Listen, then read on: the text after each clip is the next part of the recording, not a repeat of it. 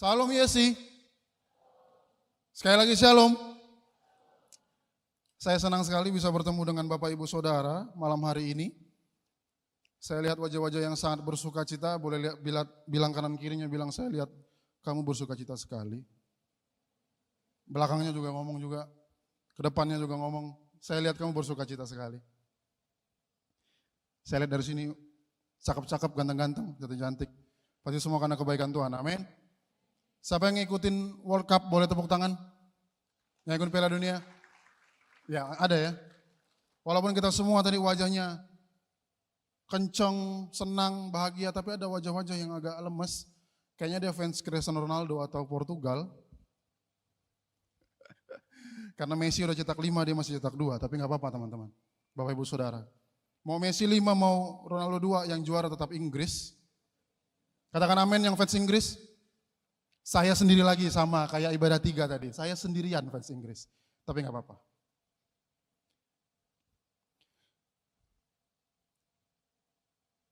Supaya kalau ketemu di jalan nggak manggil saya woi, kayaknya kita perlu kenalan dulu, Bapak Ibu Saudara. Nama saya, perkenalkan nama saya Lampos Raja Guguk, saya seorang Batak. Saya lahir dari orang tua Batak asli, tapi saya lahirnya di Pontianak. Tapi tetap orang Batak saya ya. Saat ini saya melayani di tim pengembalaan bersama senior pastor, bersama Pastor David, Pastor Tian dan juga Pastor Joe. Tapi saya khusus melayani di grup community. Saya sudah menikah, ini cincinnya, saya tidak bohong. Saya sudah menikah dengan seorang wanita yang cantik namanya Sangrila Jihadut. Dia ada di sini, makanya ada cie-cie tadi. Dan saya juga sudah dikaruniakan seorang anak yang juga cantik, yang kami beri nama Sarayu, artinya angin. Saya mengasihi dia sebagai anak saya sendiri. Salam kenal untuk Bapak Ibu Saudara semua. Jadi kalau nanti udah ketemu boleh jangan panggil woi, udah kenal nama saya kan. Ya sebelum kita masuk lebih jauh, saya mau cerita sedikit Bapak Ibu Saudara. Selama bulan ini kita belajar tentang jalan seorang murid, benar ya? Kita ingat ya. Jalan seorang murid, yaitu mengikut Yesus, menyangkal diri, memikul salib, dan kita udah belajar berminggu-minggu lalu soal ini. Nah beberapa hari yang lalu saya potong rambut Bapak Saudara. Karena rambut saya udah mulai panjang, mulai berantakan gak bisa diatur, jadi akhirnya saya putuskan untuk potong rambut. Sehingga cerita sore itu saya pergi ke barber, ke tempat potong rambut. Jujur saya ini bukan orang yang ngerti soal potong rambut. Saya nggak ngerti, saya nggak tahu kenapa tekniknya begitu, kenapa harus begini, kenapa harus disemprot air dulu, yang laki-laki mungkin ngerti. Atau semua ya kali ya, yang wanita juga disemprot ya. Saya nggak tahu kenapa harus disemprot dulu, kenapa harus pakai gunting tertentu, ada yang bentuknya kecil gini, ada yang ada garis-garisnya saya lihat tuh. Tapi saya nggak tahu kenapa harus beda-beda. Dan saya nggak nanya juga sih. Atau kenapa kepala saya harus dimiring-miringin, bang hadap ini sedikit, tunduk sedikit. Saya nggak tahu itu kenapa. Jadi waktu barbernya tanya, saya ke situ, barbernya tanya, bang mau potong kayak gimana? Jawaban template seorang pria yang nggak tahu potong rambut pasti rapiin aja bang. Atau saya tanya, bang kayak gimana yang bagus ya? Saya nggak tahu nih. Dijawab gini, karena dia mungkin profesional ya, tentu dia profesional. Karena abang wajahnya begini, cocoknya seperti ini bang, nanti sampingnya gini, nanti atasnya gini, oke bang bungkus. Berangkat, potong, kerjakan bang, hajar. Lalu proses potong rambut dimulai. Rambut saya disemprot, saya ikut, biarin aja. Memang dia nyemprot, dia mau lagi potong rambut saya, biarin. Kepala saya diminta agak nunduk, saya ikut. Lalu dia pakai gunting, dia potong rambut saya ikut. Dia pakai alat cukur lain, saya ikut. Dia pakai sisir yang agak tebal, saya ikut. Singkat cerita selesai, hasilnya baik, saya senang sama hasil potong rambut dia. Tapi waktu proses itu saya membayangkan Bapak Ibu Saudara, teman-teman semua. Gimana kalau jadinya, kalau saya pergi ke barber saat itu, saya duduk di kursi, udah bilang mau potong rambut, tapi selama proses potong rambut, saya nolak terus semua arahan barbernya. Arahan tukang potong rambutnya. Waktu rambut saya disemprot, bang jangan. Udah jangan. Nanti netes banyak. Aduh, skincare saya rusak. Jangan. Nggak percaya kayak pakai skincare ya, masih gelap gini kayak skincare gitu. Disemprot, jangan bang, jangan. Dia bilang, nunduk sedikit bang, pegel, janganlah. Jangan nunduk. Atau dia bilang, dia mau ngambil gunting. Bang, jangan gunting yang itu kekecilan. Yang besar dikit biar cepat. Cepat apa nih, mungkin hilang juga ke bagian kepala saya. Kira-kira apa yang terjadi kalau kayak gitu, seperti itu? Selain capsternya mukulin saya, prosesnya akan berjalan dengan berantakan. Benar ya? Prosesnya akan berantakan. Kenapa? Karena saya datang saat itu. Saya duduk di kursi, saya duduk di kursi dengan baik. Saya bilang mau potong rambut, saya potong rambut. Tapi saya tidak mau ikuti orang yang sedang menangani saya. Nah, kita sebagai manusia, Bapak Ibu Saudara, teman-teman, sebagai manusia kita terbiasa mendambakan hasil sebuah proses. Setuju ya? Kita sangat senang sama hasil dari sebuah proses. Kalau kita ke salon, kita ke barber, kita pengen hasil yang baik dan rapi, nggak mungkin bang tolong ketak, terserah bebas. Mau miring, mau apa terserah. Saya datang ke situ, saya bayar, nggak mungkin. Kita datang ke barber, ke tempat potong rambut, ke salon, pasti pengen hasil yang baik. Nah saudara, bukankah kadang itu adalah gambaran kehidupan kekristenan kita di dalam Tuhan? Kita mendambakan sekali, kita pengen sekali hidup kita jadi pribadi yang dewasa dalam iman Kristen kita. Saya banyak ketemu dengan orang-orang yang selalu bicara gitu. Bang, aku pengen banget dewasa. Pak, aku pengen banget jadi orang Kristen yang benar-benar ikut Yesus. Bahkan yang bisa berdoa, yang begini. Kita bilang, Tuhan saya mau ikut Engkau, saya mau ikut Yesus. Kita datang ke gereja, lalu kita dengar firman, bahkan sebut kita sebagai seorang murid Kristus. Tapi waktu Yesus mulai menata, dalam tanda kutip, menata hidup kita mulai tolak tuh. Kita mulai tolak. Yesus bilang, sangkal dirimu. Enggak ada kebagian itu. Yesus bilang, kalau kamu mengikutiku, pikul salib. Yang lain boleh, pikul salib jangan dulu. Berat, mahal. Jangan. Kalau ke gereja aku ikut, ayo. Hujan-hujan, ayo. Datang aku. Tapi kalau soal pacaran, soal pernikahan, soal ngatur duit, jangan ambil itu daripadaku. Biar aku atur itu sendiri. Soal uang, soal mengelola keluarga, tar dulu. Aku ke gereja, oke, aku ke gereja. Aku ikut Yesus, aku ke gereja. Tapi kalau soal ini, jangan dulu. Sangkal diri, jangan dulu.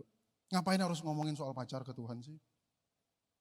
Ngapain sih harus ngomongin keuangan harus sama Tuhan sih? Kenapa? Tuhan tuh ke gereja aja. Udah.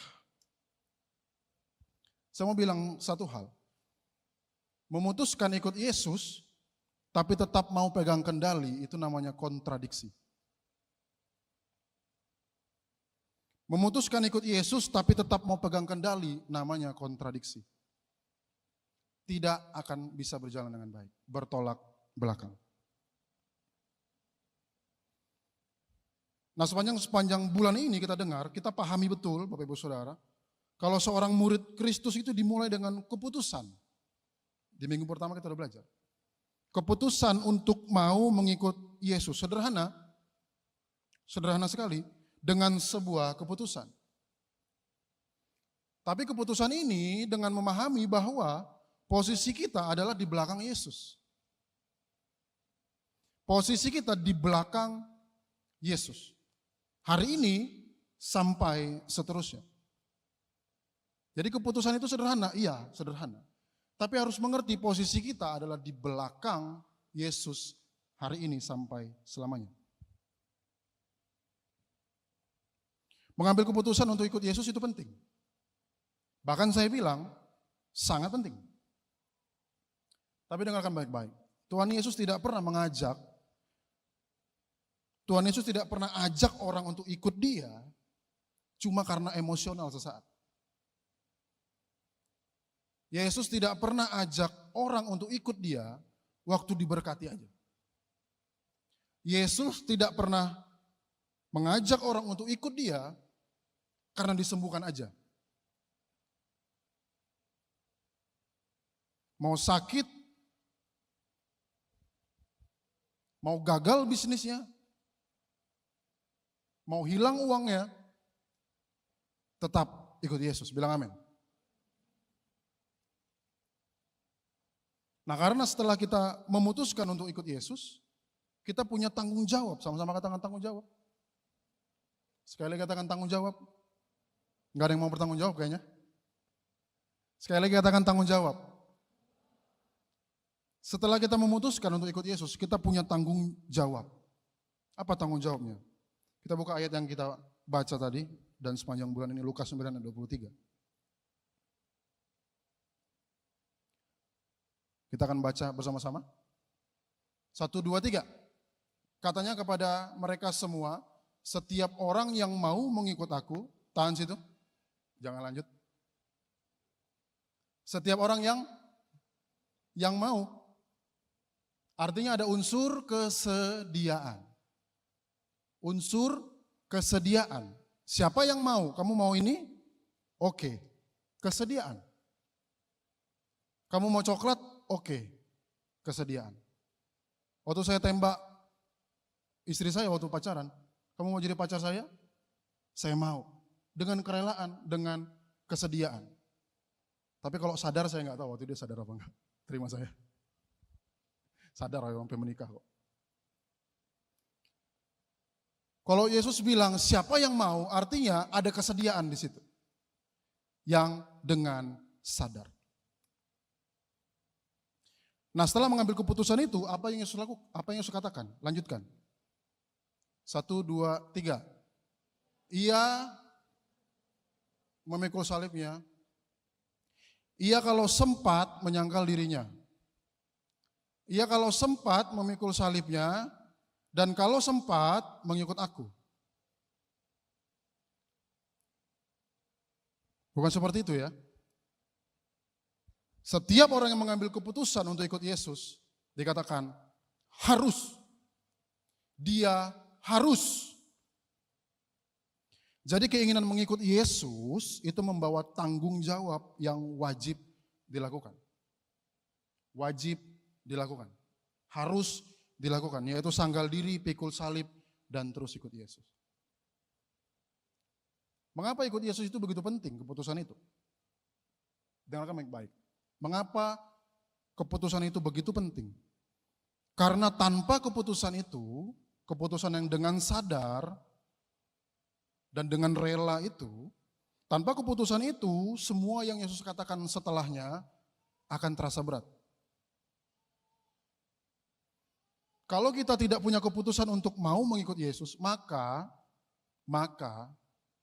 perkataan Yesus setelahnya, menyangkal diri, memikul salib setiap hari, dan mengikut aku, itu akan terasa berat, bahkan tidak mau kita lakukan. Makanya keputusan itu sangat penting. Pikirkan waktu sekolah atau kuliah, sebelum ada tugas, sebelum kita mengerjakan tugas, sebelum kita ada kuliah setiap hari, ada ujian, ada disiplin, ada peraturan-peraturan, ada satu keputusan di awal yang penting. Yaitu memutuskan untuk masuk ke kampus ini dan dibentuk di situ. Keputusan yang penting.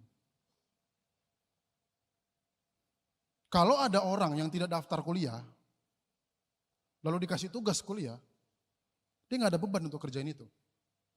Ini bukan tugasku. Ini bukan tanggung jawabku. Karena dia tidak punya keputusan untuk masuk ke kampus itu. Nah, sebelum saya ambil kuliah teologi, saya pernah kuliah komunikasi jurusan broadcasting, Bapak Ibu Saudara. Di situ saya belajar tentang bagaimana cara kerja belakang layar TV dan juga film.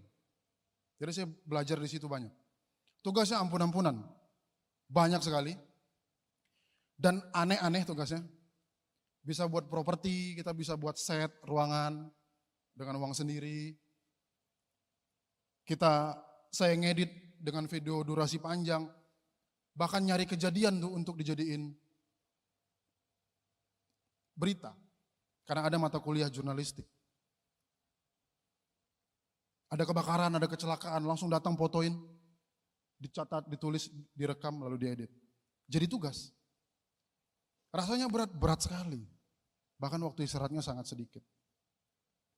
Melelahkan sekali.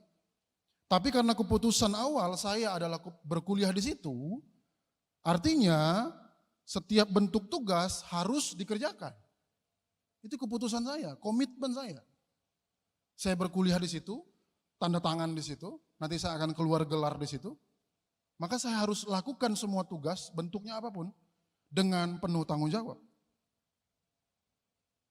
Kalau keputusan itu nggak ada, maka semua proses itu saya rasa beban.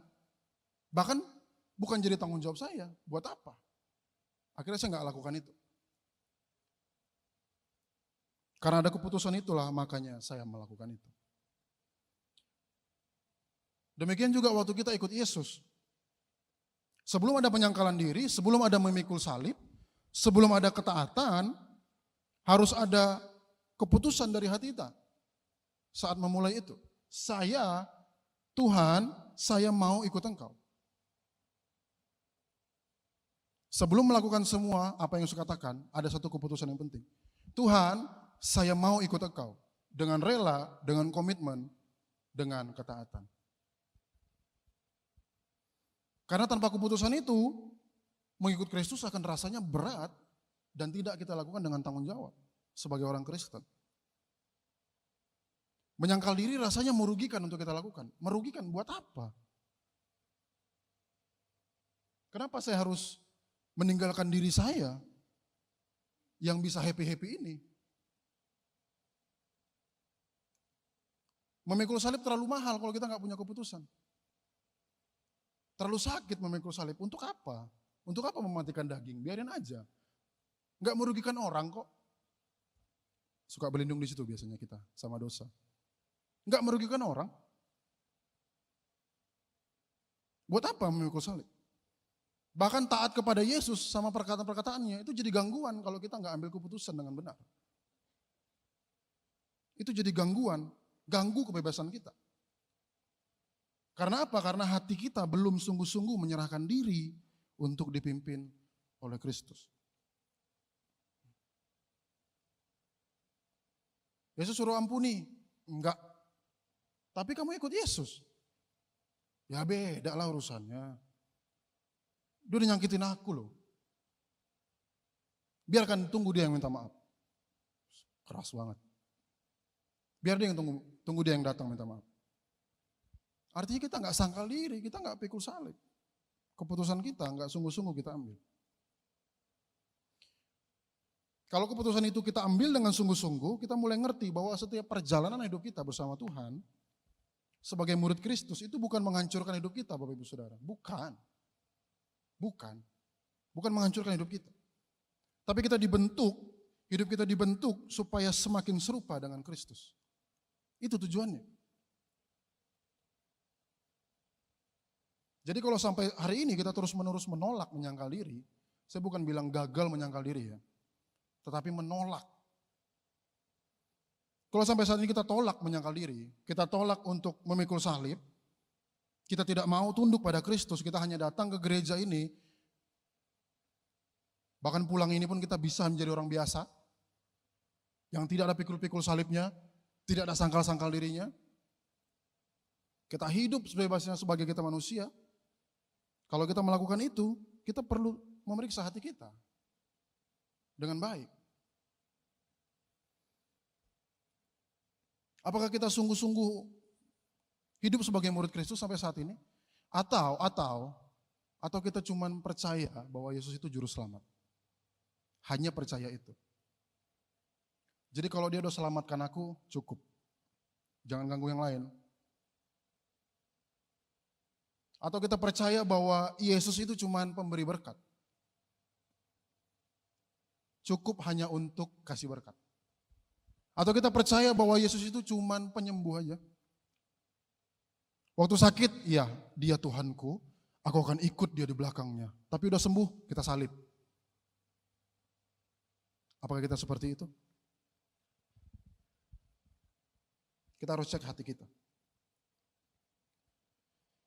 Nah, hari ini kita akan melanjutkan tema Rooted as His Disciple dari frasa terakhir, Bapak Ibu Saudara, yang Yesus katakan di Lukas 9 ayat 23 yang kita baca tadi. Kita buka slide-nya dulu.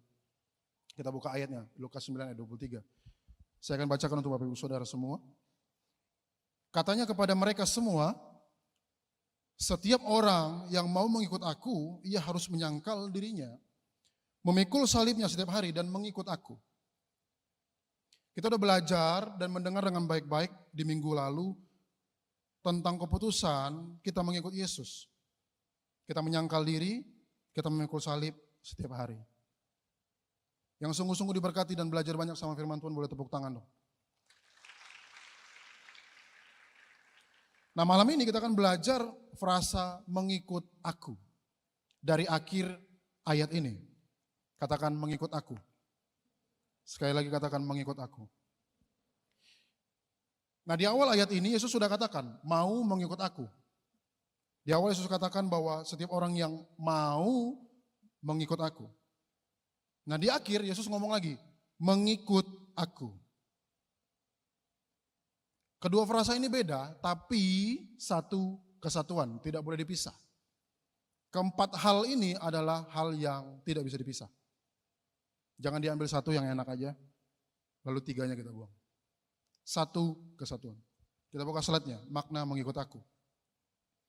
Nah, kalimat makna mengikut aku di awal ayat itu, berbicara tentang keputusan untuk menjadi murid. Ya, tadi kita udah bahas tuh. Keputusan. Siapa yang mau mengikut aku, itu adalah keputusan untuk menjadi seorang murid.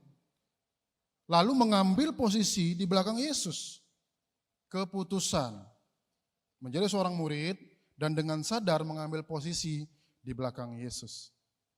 Lalu menyerahkan hak hidup kita kepada Kristus. Jadi inti frasa mau mengikut aku dari perkataan Yesus di awal ini, di ayat ini adalah soal penyerahan. Itu adalah goalsnya, adalah intinya. Penyerahan.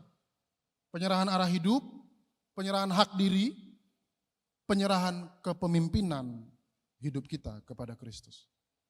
Penyerahan. Berarti kalau kita tidak serahkan, artinya kita tidak melakukan itu. Di akhir ayat, ada kalimat, ada frasa, mengikut aku. Nah, di awal perkataan tadi Yesus bilang soal penyerahan. Yang belakang ini, kata mengikut aku, itu berbicara tentang kehidupan yang terus berjalan bersama Yesus. Terus menerus berjalan bersama Yesus. Tetap mengikuti dan mentaatinya setiap hari, daily. Setiap hari. Makanya inti dari frasa mengikut aku di akhir ayat ini adalah perkataan Yesus soal ketaatan. Sama-sama katakan ketaatan. Lemes banget kalau ngomong ketaatan memang. Bilang ketaatan. Berat soalnya ya, ketaatan. Ini bukan lagi soal keputusan di awal, soal mau apa enggak, bukan. Tapi ini soal ketaatan, soal respon dari hidup kita yang terus menerus berlangsung. Respon hidup kita yang terus menerus berlangsung. Respon apa? Respon untuk mengerti bahwa sepanjang hidup kita terus menerus posisi kita adalah di belakang Yesus. Terus menerus, bukan hanya di awal memutuskan, tetapi terus menerus. Slide berikutnya. Nah, dalam bahasa Yunani kata mengikut berarti mengikuti seseorang terus menerus sebagai murid. Tadi kita udah bahas, terus menerus. Nah, di awal bulan kita udah belajar bahwa ayat ini konteksnya adalah hubungan antara guru dan juga murid. Rabi dan muridnya. Nah, zaman itu seorang murid Yahudi itu harus berjalan di belakang gurunya, harus berjalan di belakang gurunya. Nah, ini yang menjadi kebenaran untuk setiap kita, untuk kita terima dan untuk kita lakukan. bahwa seseorang yang mau menjadi murid Kristus harus mengerti bahwa posisinya ada di belakang Yesus. Saya akan berulang-ulang soal belakang Yesus ini. Bukan sekedar berjalan di belakang seseorang secara fisik. Bukan cuma sekedar sebatas fisik, tetapi menggambarkan kehidupan yang meneladani, mentaati, dan berjalan dalam arah yang sama dengan sang guru. Nah, di slide-nya juga dikatakan mengikut Yesus berarti terus melangkah di belakang sang guru sampai hidup kita semakin serupa dengannya. Jadi supaya mudah dibayangkan, saya kasih ilustrasi. Buka slide berikutnya. Mengikut Yesus itu seperti lomba maraton. Seperti lomba maraton. Jadi di awal Yesus berkata, setiap orang yang mau mengikut aku, frasa pertama dari ayat ini, itu gambarannya seperti seorang yang mendaftar lomba. Dia memutuskan mau ikut maraton, lalu daftar itu lomba. Lalu dia pakai nomor peserta, mau di dada atau di perut gitu biasanya ya. Lalu dia berdiri di garis start, lalu ambil keputusan, saya ikut lari maraton. Oke. Ditembakkanlah itu pistol, dar jalan dia, lari dia. Nah di akhir ayat, Yesus ngomong lagi tentang mengikut aku. Bahkan Yesus bilang ia harus menyangkal dirinya, memikul salibnya setiap hari dan mengikut aku. Nah ini artinya bukan cuma daftar, tapi benar-benar mulai berlari. Udah daftar, udah pasang nomor, udah suara pistol bunyi, dia lari. Nah kalimat mengikut aku di belakang ayat ini adalah benar-benar mulai berlari. Tetap berlari saat lelah. Tidak menyerah di tengah jalan dan bertahan sampai akhir. Itulah kata mengikut aku. Jadi mengikut Yesus adalah kehidupan yang terus-menerus berjalan di belakang Kristus, di dalam ketaatan sampai hidup kita semakin serupa dengannya. Sekali lagi saya bilang di belakang Kristus. Kenapa penting untuk mengerti posisi ini? Kenapa bolak-balik disampaikan, bahkan di sebulan ini disampaikan terus kita berada di belakang Yesus, di belakang Yesus. Kenapa? Itu harus diajarkan berulang-ulang. Kita buka Yesaya 53 ayat 6. Yesaya 53 ayat 6.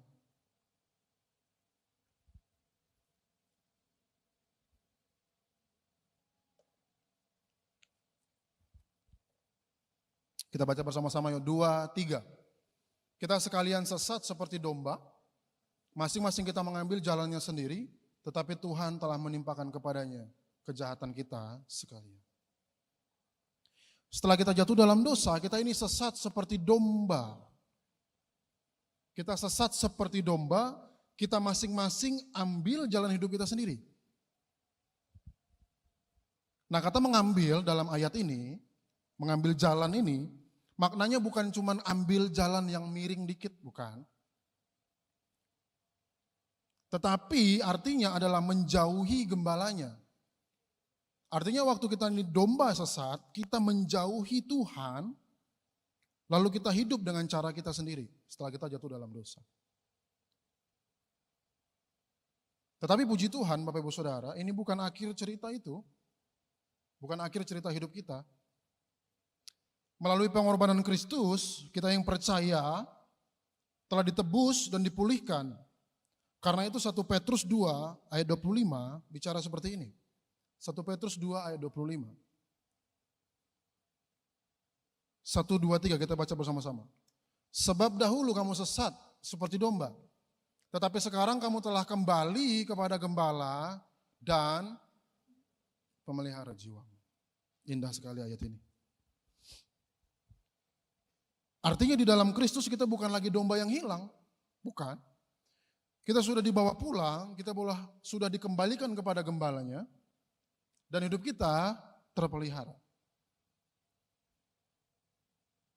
Tapi dengarkan baik-baik, dengarkan baik-baik. Walaupun kita sudah kembali kepada sang gembala, hati kita masih suka ingin jalan sendiri dan tetap pegang kendali atas hidup kita. Sekalipun kita sudah kembali kepada gembala kita. Hati kita masih suka ingin jalan sendiri dan tetap memilih untuk memegang kendali hidup kita. Dengarkan, termasuk termasuk untuk menaruh sesuatu atau seseorang untuk berjalan di depan kita. Termasuk memilih itu. Termasuk untuk menaruh sesuatu atau seseorang di depan kita, bahkan itu selain Kristus. Kita masih bisa pilih itu. Karena hati kita lemah. Karena daging kita lemah. Karena kalau bukan Yesus yang di depan kita, maka sekarang saya mau tanya. Kalau bukan Yesus yang di depan kita, maka siapa yang kita teladani saat ini?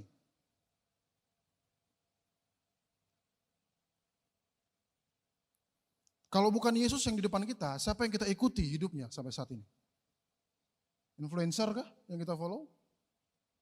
Kalau dia berkata A, kita akan lakukan itu. Kalau dia bilang harus begini, lalu kita harus begitu. Kalau bukan Yesus yang di depan kita, siapa yang bentuk cara kita berpikir? Kalau bukan Yesus yang di depan kita, siapa yang ajarkan kita untuk ambil keputusan? Siapa? Kalau bukan Yesus yang di depan kita, siapa yang ajarin kita untuk jalani hidup?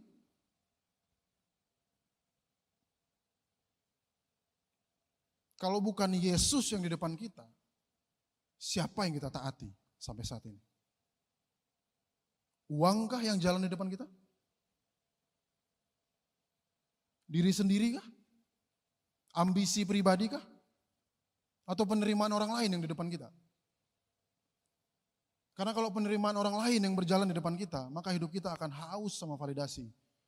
Kita akan cari tepuk tangan kemanapun kita akan cari. Kita akan cari pujian setiap harinya. Kalau yang di depan kita adalah penerimaan orang lain.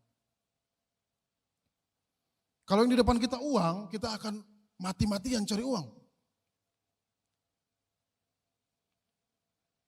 Sampai tidak bisa bersyukur, menyukuri apa yang kita punya. Kalau uang memang di depan kita. Kalau di depan kita adalah ambisi yang memimpin hidup kita, Bapak Ibu Saudara pasti mengerti bagaimana hidupnya. Kita perlu menempatkan Yesus di depan hidup kita. Katakan amin. Kita harus menempatkan Yesus di depan hidup kita. Karena hanya Yesuslah yang memberi arah yang benar. Hanya Yesus. Yesus adalah gembala yang telah menebus kita dengan darahnya yang mahal. Uang tidak bisa tebus kita dari kematian. Ambisi hidup kita tidak bisa menebus kita dari kematian. Pasangan kita, pacar kita nggak bisa tebus kita dari kematian. Boro-boro mau mati dia. Gerimis saja nggak jadi jemput.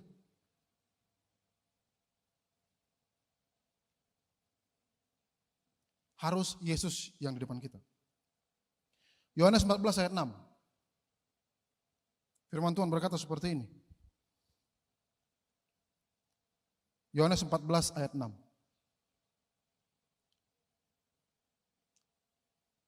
Kita baca bersama-sama 2, 3. Kata Yesus kepadanya, akulah jalan dan kebenaran dan hidup. Tidak ada seorang pun yang datang kepada Bapa kalau tidak melalui Yesus. Yesuslah jalan, artinya arah hidup kita sebagai orang Kristen, sebagai murid Kristus, itu bukan ditentukan sama diri kita sendiri. Tetapi oleh Kristus, karena Yesuslah jalan. Yesuslah kebenaran, artinya standar hidup kita sebagai murid Kristus itu bukan perasaan. Karena kalau soal perasaan, salibnya yang lagi kita pikul bisa kita taruh. Lalu kita jalan tanpa beban. Padahal itu bisa membawa kita kepada kehancuran. Kalau Yesus adalah kebenaran, artinya standar hidup kita sebagai murid Kristus itu bukan budaya, tetapi firman Kristus.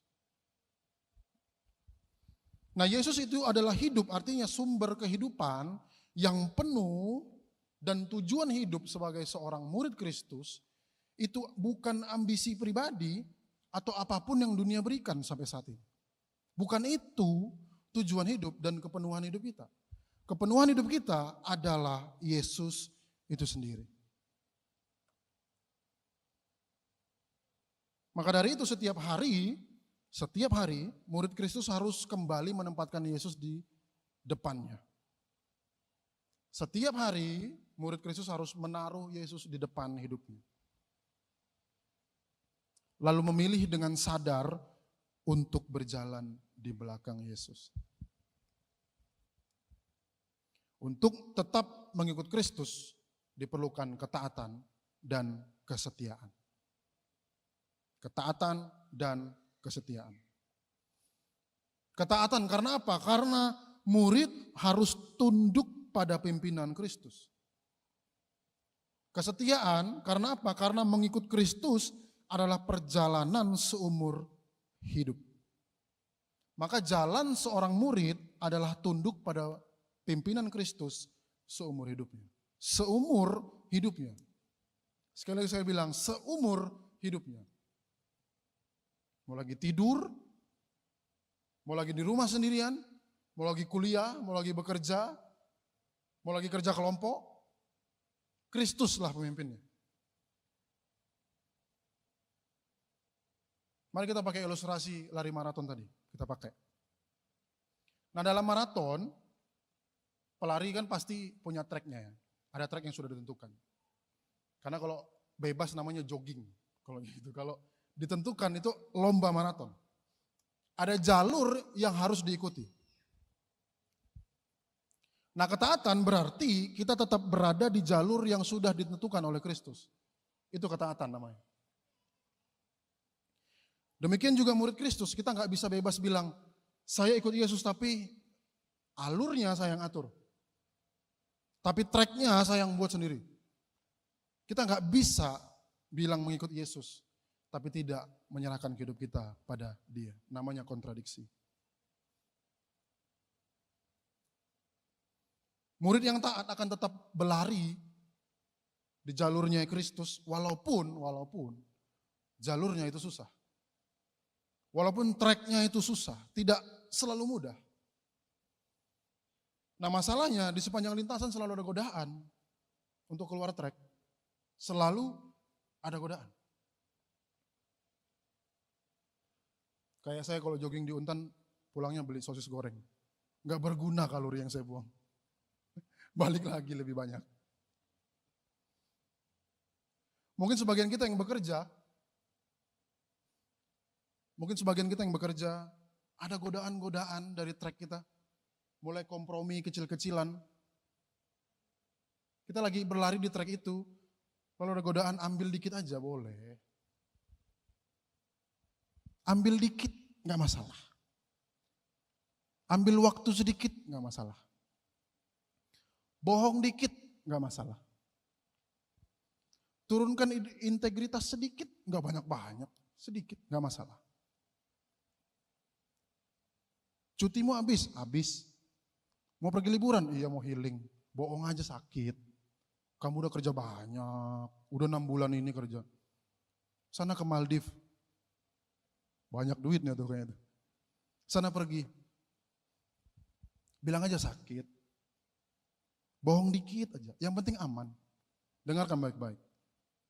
Kecil memang rasanya, tapi kita keluar dari track. Buat yang kuliah, godaannya apa kira-kira ya? Titip absen. Banyak yang geleng-geleng nunduk, pulang bertobat, saya mohon.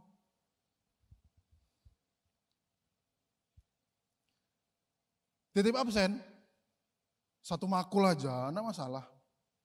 Kan ada 3 tuh. Biasanya maksimal gak masuk. 1 kali titip absen lah. Gak apa-apa. Atau joki tugas deh. Ada yang nunduk dan geleng-geleng lagi. Joki tugas. 1-2 tugas gak apa-apa. SKS-nya cuma 2. Kecil gampang. Jokiin aja. Aman. Kelihatannya kecil, tapi kita keluar dari track. Firman Tuhan bilang, jangan pacaran sama yang beda agama dan tidak percaya Yesus. Enggak apa-apa. Lihat. Nanti aku jadian sama dia, bulan depan aku targetin dia dibaptis. Keren gak tuh? Ada deadline-nya baptisnya. Sebulan ini aku akan ajak dia ke gereja. Nanti tepat di minggu terakhir dia akan baptis. Lihat. Mulia kelihatannya ya, penginjil. Membawa orang kepada Kristus. Tapi kenapa harus dipacarin? Kan jadi temannya bisa. Emang ngotot mau jadi pacar itu namanya tuh. Kelihatannya mulia. Aromanya rohani, tapi dengar baik-baik.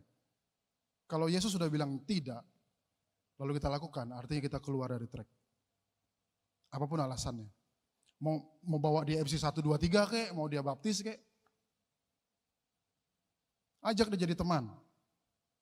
Nah kalau dia jadi Kristen mungkin boleh PDKT setelah itu. Sekarang apakah perjalanan kita ada di track itu, atau kita sudah menepi, atau kita udah mulai miring-miring dari track, atau bahkan kita udah keluar track, kita cuma nontonin orang lari di situ. Silakan jawab dalam hati masing-masing. Nah bagaimana caranya kita bisa tetap berlari di jalur Kristus sampai akhir? Kita buka slide berikutnya. Kalau kita kembali kepada ilustrasi maraton tadi, memang benar setiap pelari itu harus berlari sendirian, dengan kakinya sendiri, dengan tubuhnya sendiri. Tidak ada yang bisa gantikan tubuhnya, tidak ada yang bisa gantikan langkahnya. Tetapi pelari maraton itu tidak berlari sendirian, ada pelari-pelari lain. Bahkan ada yang menyemangati.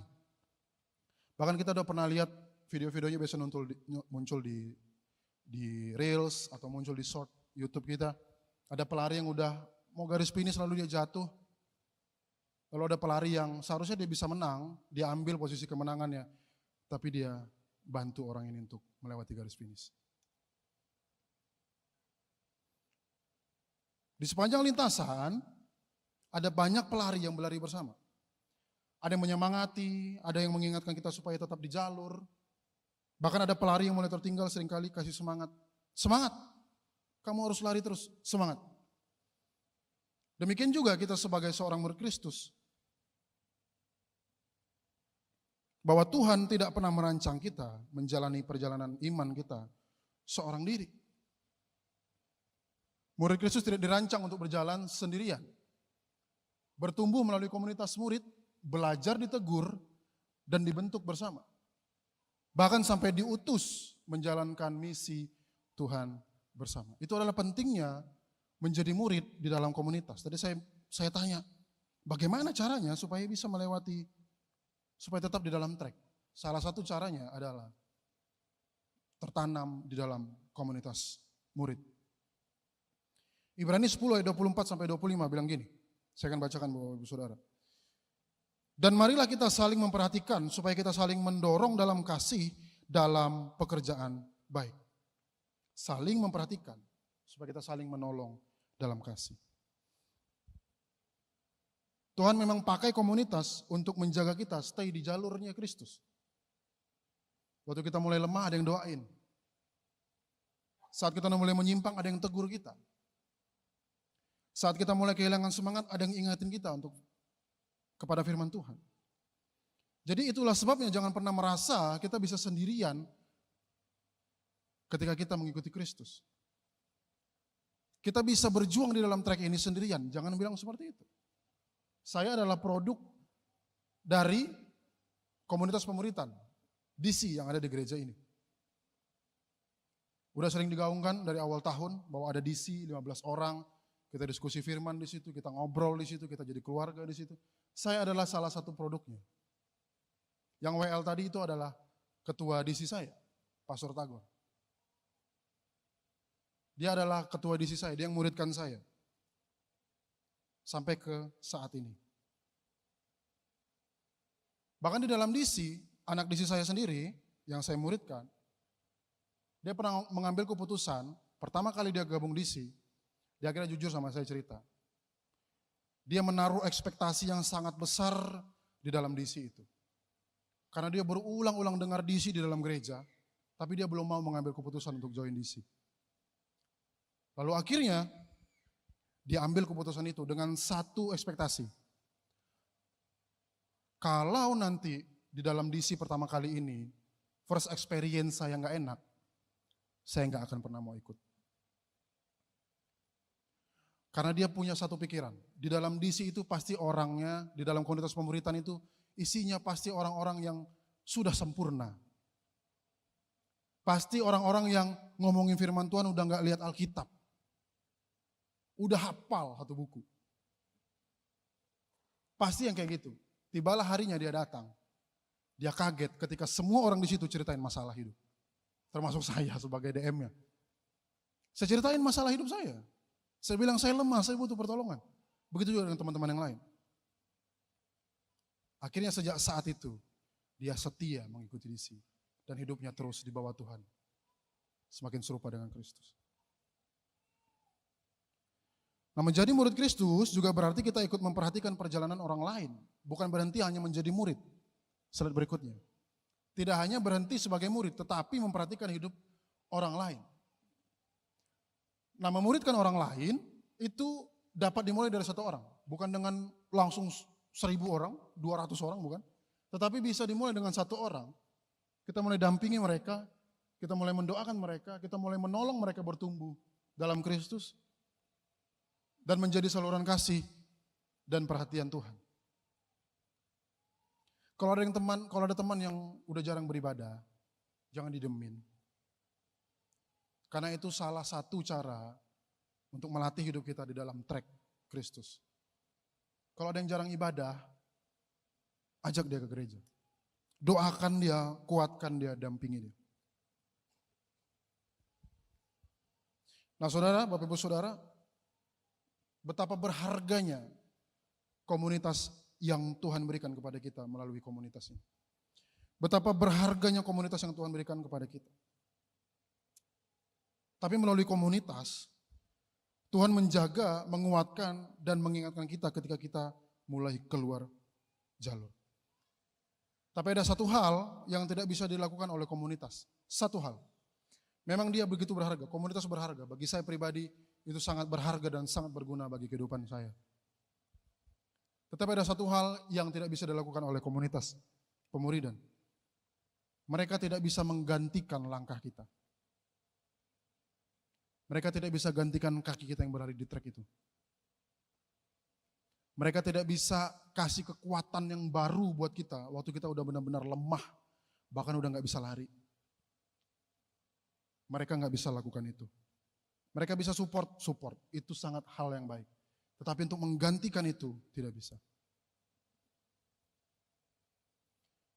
Pada titik itulah kita harus sadar bahwa kita membutuhkan yang lebih dari sekedar teman seperjalanan. Kita membutuhkan Tuhan sendiri yang menopang hidup kita. Saya undang pemain piano untuk naik.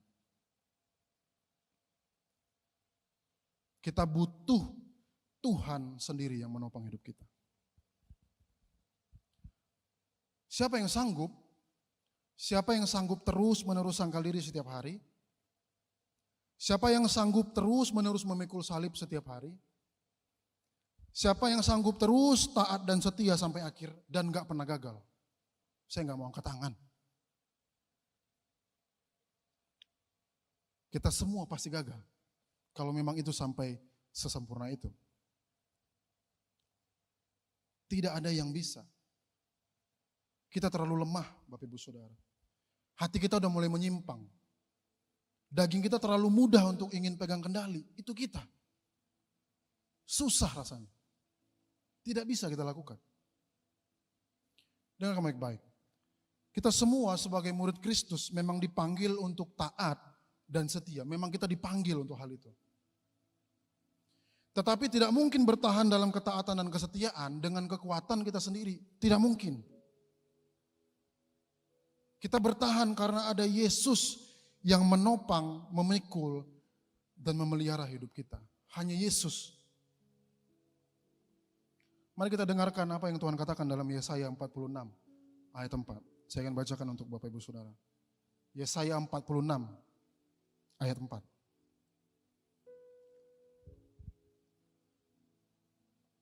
Sampai masa tuamu, aku tetap dia.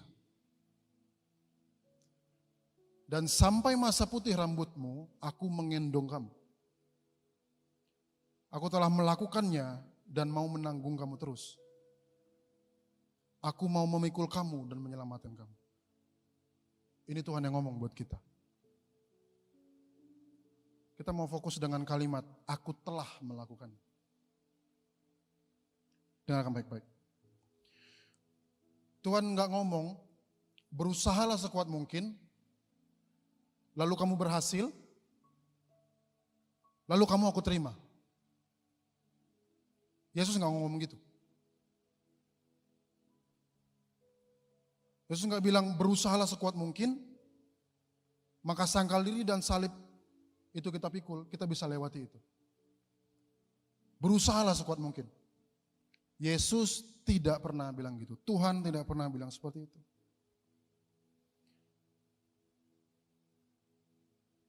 Tuhan tahu sejak awal bahwa kita tidak sanggup menyelesaikan perjalanan ini dengan kekuatan kita sendiri. Dia tahu dari awal. Dia tahu dari awal. Karena itu sejak awal dia tidak pernah suruh kita berjalan sendirian. Dia berjanji akan menopang, dia berjanji akan memikul, dia berjanji akan memelihara umatnya sampai akhir. Sampai kita dipanggil pulang. Karena waktu kaki kita lemah, itu Tuhan yang topang. Waktu kita jatuh, itu Tuhan yang angkat. Bahkan waktu kita mulai menyerah, meninggalkan iman ini, itu Tuhan yang jaga hidup kita. Dia yang temani, dia yang pegang kendali hidup kita.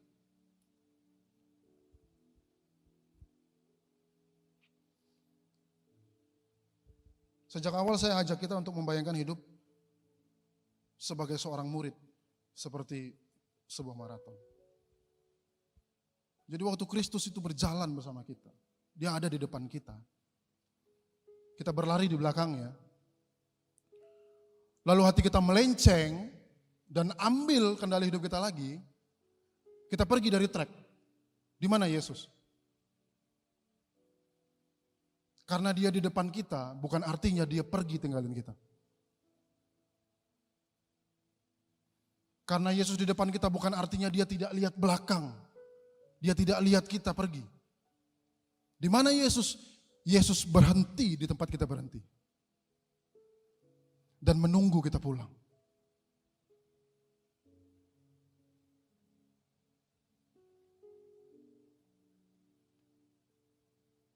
Kita berlari di belakang Kristus. Kita terus ikuti jejaknya. Itu gambaran kehidupan kita dalam maraton.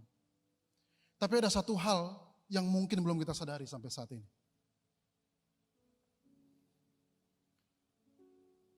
Trek yang kita lewati sampai saat ini. Perjalanan maraton, perjalanan hidup yang saat ini sedang kita lewati. Ini bukan trek yang baru Bapak Ibu Saudara. Ini bukan trek yang baru. Yesus sudah lebih dulu melewati setiap meter perjalanan itu. Dia sudah duluan daripada kita. Bahkan dia lebih sakit daripada kita. Bayangkan, saya ajak kita sungguh berandai-andai. Kita membayangkan di dalam perjalanan maraton itu. Di sepanjang lintasan itu ada bekas-bekas yang mungkin tidak bisa kita lupakan. Sampai saat ini. Dan harus tetap kita ingat. Di trek sana kita lihat ada bekas kaki yang terseret. Ada bekas seseorang yang sedang memikul salib dengan begitu berat. Ada bekas salib yang tertancap di perjalanan itu.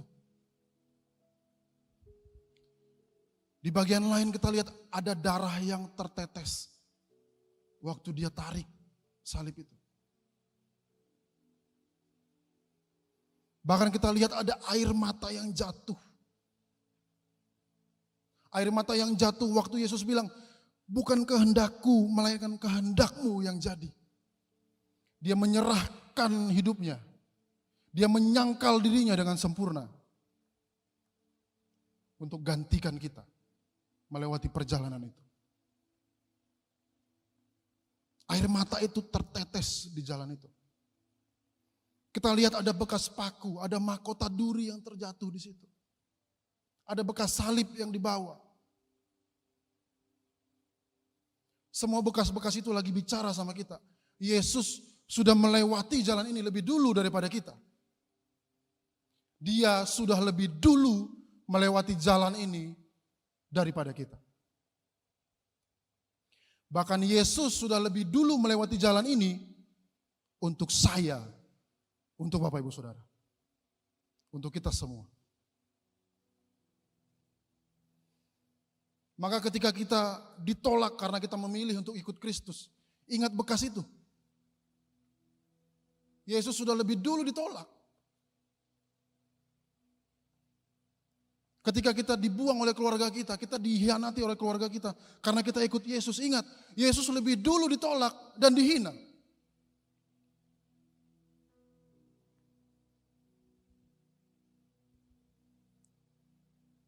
Ketika kita ditolak, kita mempertahankan iman. Lihat bekas itu. Yesus lakukan itu semua buat kita.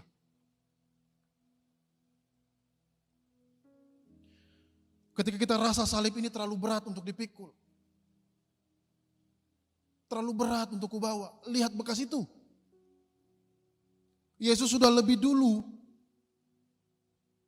memikul salib yang tidak mungkin bisa kita pikul. Yaitu upah dosa, kematian.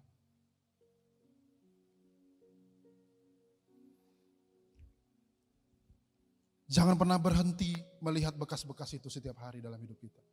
Jangan pernah berhenti. Karena bekas di lintasan itu adalah bukti kasih Kristus pada hidup kita. Setiap bekas itu mengingatkan bahwa keselamatan kita sudah dibayar dengan harga yang sangat mahal. Tidak ada yang bisa bayar selain Yesus yang sudah melewati jalan itu buat kita.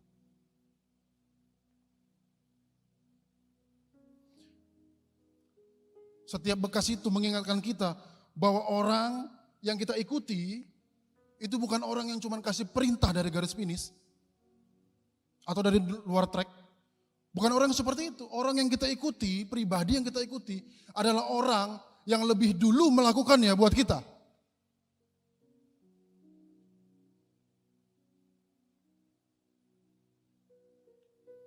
Kita sedang mengikuti juru selamat yang sudah lebih dulu berjalan. Lebih dulu menderita, lebih dulu taat sampai akhir, lebih dulu setia, bahkan lebih dulu memberikan hidupnya bagi kita.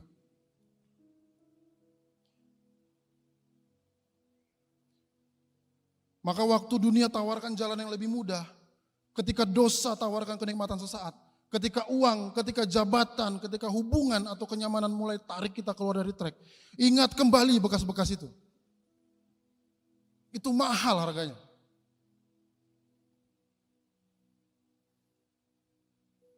Karena perjalanan yang telah dibuka oleh darah Kristus ini terlalu berharga untuk kita tinggalkan demi sesuatu yang sementara. Ini terlalu berharga, Bapak Ibu Saudara. Terlalu berharga. Perjalanan ini terlalu berharga untuk kita tukar dengan nilai, dengan jabatan, dengan uang yang kita peroleh dengan tidak jujur. Terlalu berharga untuk kita tukar. Perjalanan ini terlalu berharga untuk kita tukar dengan hubungan-hubungan yang menjauhkan kita kepada Tuhan. Terlalu berharga. Perjalanan ini terlalu berharga untuk kita tukar dengan dosa atau kenikmatan sesaat yang membuat kita menyesal sepanjang hidup kita. Terlalu berharga untuk kita tukar. Mengikut Kristus memerlukan ketaatan dan kesetiaan. Taat karena kita tahu bahwa pribadi yang memimpin kita adalah orang yang telah memberikan hidupnya lebih dulu buat kita. Setia, kita setia kepada orang yang kita ikuti, kepada pribadi yang kita ikuti. Karena apa? Karena dia telah lebih dulu setia untuk kita. Bukan karena kita kuat kita bisa melakukan semua ini. Tapi karena setiap langkah kita, di setiap perjalanan hidup kita ada jejak kasih Kristus yang selalu mengingatkan bahwa dia lebih dulu menempuh jalan ini bagi kita. Maka sekarang mari kita ikut Kristus sampai akhir hidup kita. Amin.